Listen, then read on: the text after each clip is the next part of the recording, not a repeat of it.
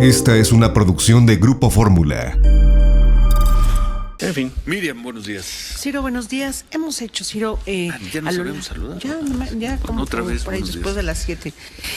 Hemos hecho un listado con el apoyo de la misma gente, del público que nos llama. Hemos ido a farmacias, hemos ido a preguntarle a la gente qué medicamentos faltan. Todo esto a raíz de que nos empezaron a decir que había un desabasto de medicamentos. Lo que detectamos más que un desabasto es una escasez. Hay faltantes de medicamentos en farmacias. Algunos se pueden localizar de un día para otro. Hay muy pocos medicamentos.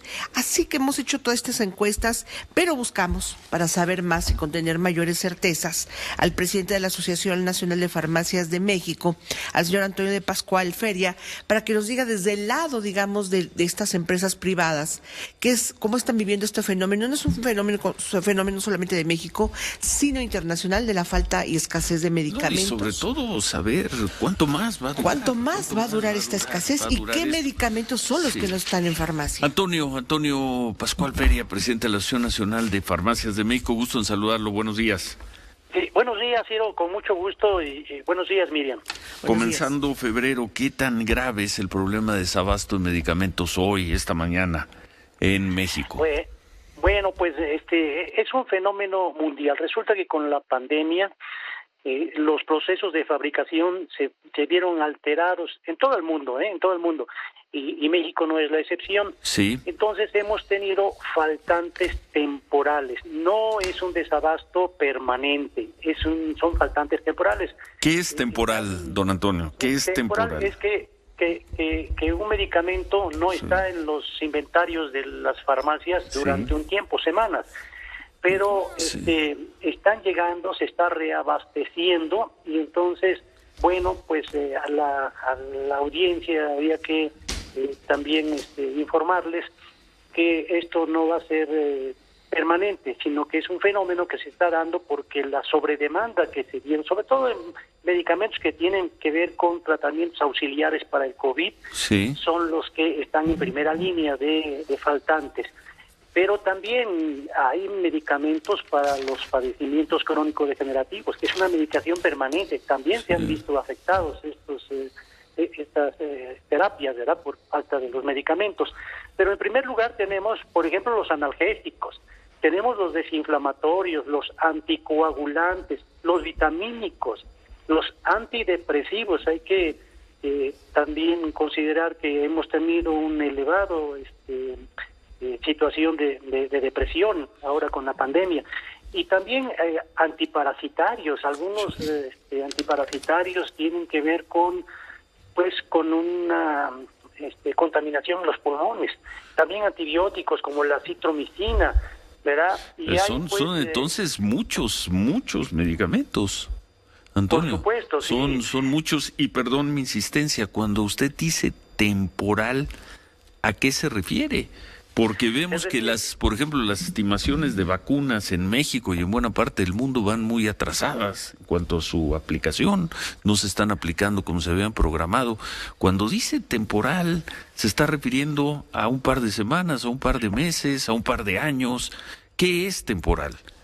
Sí, es importante tu pregunta, Ciro. Sí, el esquema es el siguiente. Pues en este fenómeno se puede prolongar 2, 3, hasta 2 meses, ¿no? El reabasto de estos fármacos. Pero bueno, la buena noticia es que sí se está trabajando. Ningún país es autosuficiente en cuanto a insumos.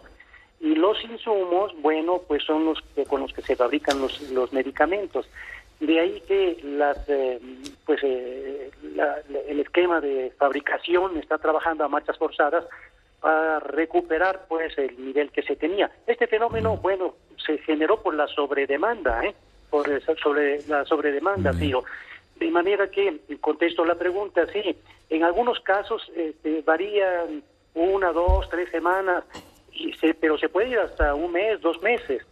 Es lo que estamos observando. Bueno, entonces, un problema hay más por la pandemia, ha habido una mayor demanda de analgésicos, de desinflamatorios, de antidepresivos, etcétera, y eso ha provocado escasez y aquí le pregunto también, ¿escasez de productos o de marcas?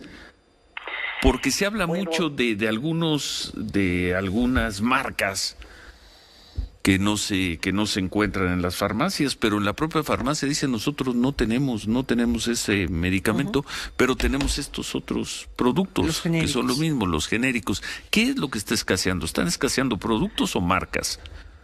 Sí, muy buena pregunta, Ciro. Son fármacos. Entonces, aquí es también muy importante las alternativas, y los médicos lo saben. Es decir, cuando hay un fármaco que está faltando en el mercado, pues las alternativas son otras, como por ejemplo en genéricos, que tenemos una gama de genéricos, hay muchos medicamentos. Le pongo el ejemplo del Redoxon, por ejemplo, va a ser casi un año desde que se detonó la pandemia, marzo, abril, se dice, es que ya no hay Redoxon, es imposible conseguir Redoxon. Uno va a las farmacias y en efecto es difícil que esté el Redoxon, pero le enseñan a uno 2 o 3 marcas distintas del mismo producto. Entonces, ¿lo que están faltando son marcas o están faltando productos? Sí, o las dos están cosas. faltando las dos cosas. Sí. En ocasiones, por ejemplo, en este caso del Redoxon, es vitamina C. Bueno, también hay Cevalin, también hay otras marcas en donde la vitamina C, y esto existe. Y estas alternativas lo saben los médicos, y entonces están echando mano de estas prescripciones. Es lo mismo que pasa con los antibióticos, con los antiparasitarios, anticoagulantes, desinflamatorios, analgésicos, etcétera. Hay pues alternativas. En algunos casos pues se agotan también ambos, es decir, hasta las alternativas y los genéricos, Ciro. Pero bien, la buena noticia es que se está haciendo un esfuerzo en la cadena en la cadena tanto de fabricantes como distribuidores y farmacias.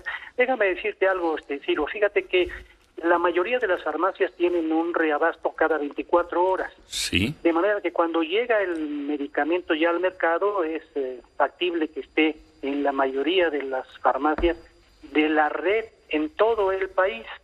Este esquema, pues, que se llama horizontal. ¿Por qué? Porque pues está muy próximo a la comunidad. Es decir, a cada 500 metros hay una farmacia en todo el país, en todos los centros urbanos, hasta en poblaciones de 2,000 habitantes, Ciro.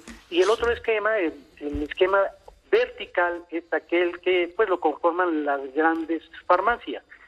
Y el sistema de reabasto varía. En el esquema horizontal es cada 24 horas, en el esquema vertical varía porque pues se surten de manera directa. Entonces el fabricante no les surte diario, le surte periódicamente, cada 8, cada 15 días.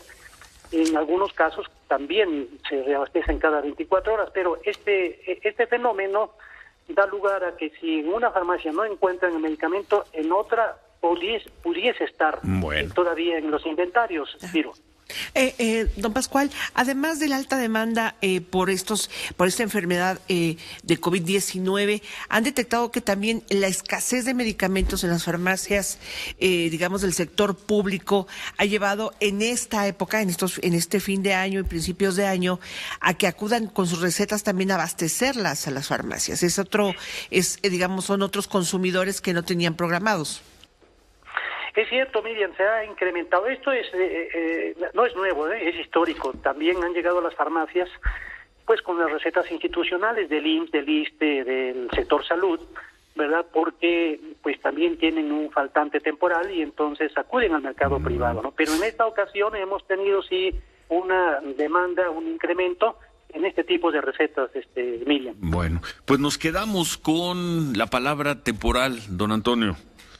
Y ojalá el temporal sea semanas, en todo caso un par de meses, y no temporal de una década, que también sería temporal. Sí. Bueno, todo es temporal, a fin de cuentas. Por eso, perdón por tercera vez mi insistencia con el que es temporal en esta crisis, no sé si crisis, o en este problema que se está viviendo de falta de ciertos medicamentos. Sí, es un fenómeno que se está dando en todo el mundo, Ciro, pero la buena noticia es que no es para siempre. Bueno, muchas gracias. Ojalá, don Antonio. Sí, por el bien de todos.